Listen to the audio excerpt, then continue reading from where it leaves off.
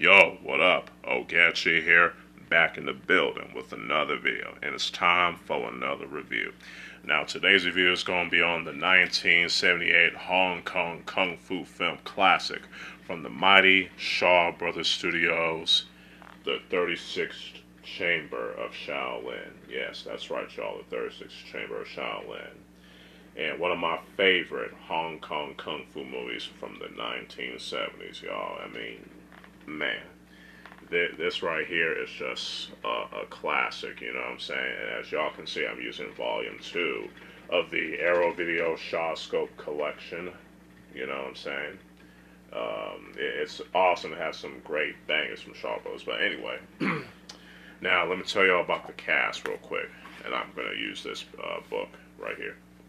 It has Lau Gafai, aka Gordon Liu, Wong Yu, Lo Li, Lau Gawing, Norman Choi, Yu Yan, Frankie Wei Hung, Wao Long, Cheng Si Kai, Yun Su Tin, Cheung Long, Wilson Tong Wai-Sing.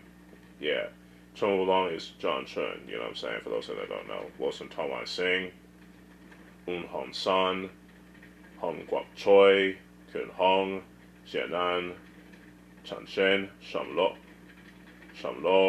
Wu Wan Da, Wan Chi Ho, Ai Dong Hua, Hao Li Jin, and Chen Han, you know what I'm saying?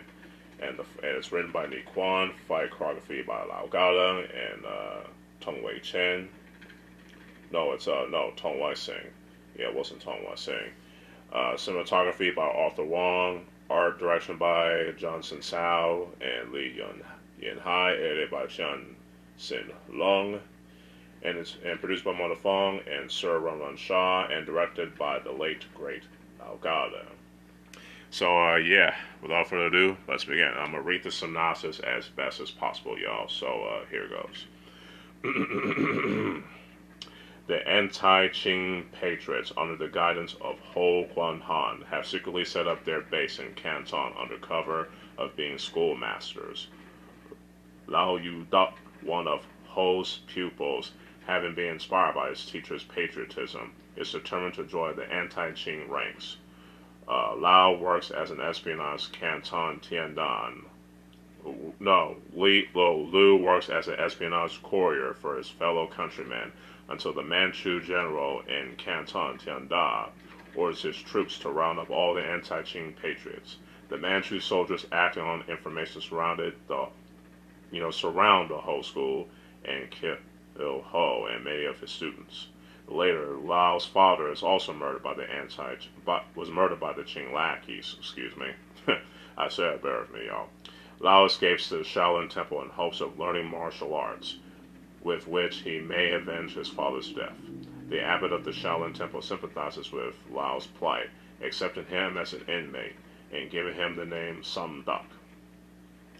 Lao does nothing but sweep the floors for nearly a year before given permission to learn Shaolin Kung Fu techniques, comprising 35 chambers. Of course, as a novice, he has to start from the lowest chamber. One of the 35 chambers concerns the study of Buddhism, and the others are devoted to martial arts.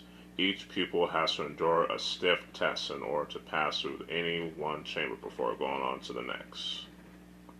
In an incredibly short time, Lao has mastered and passed 10 chambers, specializing in the employment of the fists, feet, palms, swords, sticks, lance, and other weapons. He continues to make tremendous progress in the art of Kung Fu, and with the approval of the abbot, he leaves the temple and goes to the country to not only attack the cruel Manchu henchmen, but also to recruit more patriotic youths for training. Yeah, pretty good synopsis, I would definitely say. I gotta say, the story is just phenomenal, you know what I'm saying? And, the characters all get some great development, especially Lao Yu Duck, aka Something Duck, and, played by the legendary Gordon Liu, Lao Gafai. I mean, it's just, he gets some great development. He went from, being this, patriot to wanting revenge to, learning the Kung Fu from all the 35 chambers and becoming, a master of his own right, you know what I'm saying? Because at first, the film starts off as being, this, patriotic story about, the Han Chinese rebels rebelling against the Manchus. And you have this, school student, wanting to join the cause, but then his friends and family get murdered, and he wants to go to the Shaolin Temple to avenge them. But as the film progresses and goes into the training sequences, it becomes a whole different movie altogether. And that's what makes this film so special and such a classic in Hong Kong martial arts cinema and martial arts cinema as a whole. You know what I'm saying? I mean, I wish I could say more, but I don't want to spoil it for y'all. Y'all need to watch this for yourself. And for those of y'all that have watched this film, y'all know what I'm talking about. Like I said, the story is just phenomenal. All the cast in the film did a fantastic job in their roles. You know what I'm saying? So especially like Gordon Liu, like I said, and the awesome Lo Li from King Boxer, Clan of the White Lotus, and many other martial arts film classes from both Hong Kong and in Taiwan. So the story, characters, and acting all get a 5 out of 5 tops. The training sequences and the fight scenes were very well done and very well put together and choreographed by Lau Galan and also with his crew like Wilson Tong, Wai-Sing. You know what I'm saying? I mean, you get, the training sequence is just phenomenal. You get to, the wrist chamber, the eye chamber, the head chamber, the feet chamber, the fist chamber, the sword chamber, the staff chamber, you know what I'm saying? All these sequences are just phenomenal. And, the fight scene between Gordon Liu and Li Hoi-sun, rest in peace, is just phenomenal. Especially, when Gordon Liu loses the first two, when he uses the staff and the monk's spade, you know what I'm saying? And then he will create a 3-sectional staff to counter Li Hoi-sun's character's butterfly knives. And it was just, woo! It was just sweet to watch. And the latter fights in the film are just phenomenal. Very well choreographed, very well shot, very well edited, and very well lit too, you know what I'm saying? The film as a whole was shot very well, courtesy of the legendary Arthur Wong. Now, Arthur Wong also has a martial arts background, which is pretty cool, you know what I'm saying? And his camera work definitely, played to Lau Galan's strengths as a fight choreographer and as a director, you know what I'm saying?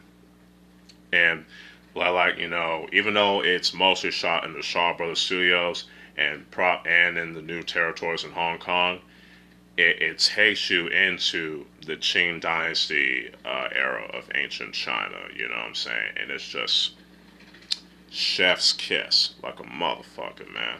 So the fight choreography, the training sequences, the cinematography, editing, and lighting all get a 5 out of 5 tops. The music, also phenomenal. It does use some live band music as well as some traditional Chinese music as well. And it definitely works very well. So no complaints there. The music gets a 5 out of 5. Overall, the 36th Chamber of Shaolin is a great 1978 Hong Kong Kung Fu film classic that's up there with Drunken Master starring Jackie Chan and Snake and the Eagle Shadow starring Jackie Chan, Warriors 2 with Casanova Wong and Sammo Hung, The Five Venoms with the Venom Mob, and a couple of other classics, you know what I'm saying? I highly recommend y'all checking this out. This film gets a 5 out of 5, yo. Hopefully y'all enjoy this review, and I apologize for the mishaps in this review, but hey, I'm just excited to really talk about this film, you know what I'm saying? But let me know what y'all think about the 36th Chamber of Shaolin, if y'all watched it already, in the comments below. If y'all like this video, y'all can hit that like button, hit that subscribe button, share the video, hit that notification bell to keep y'all notified. And y'all can also follow me on my other social media accounts. I talk too fast, y'all. And stay tuned for more other reviews and more other videos along the way. So with all that said, hope y'all enjoy the rest of y'all day. This is your boy, Ogechi Aghaji, aka Oaghaji, aka the Pervy Sensei, signing out. Peace.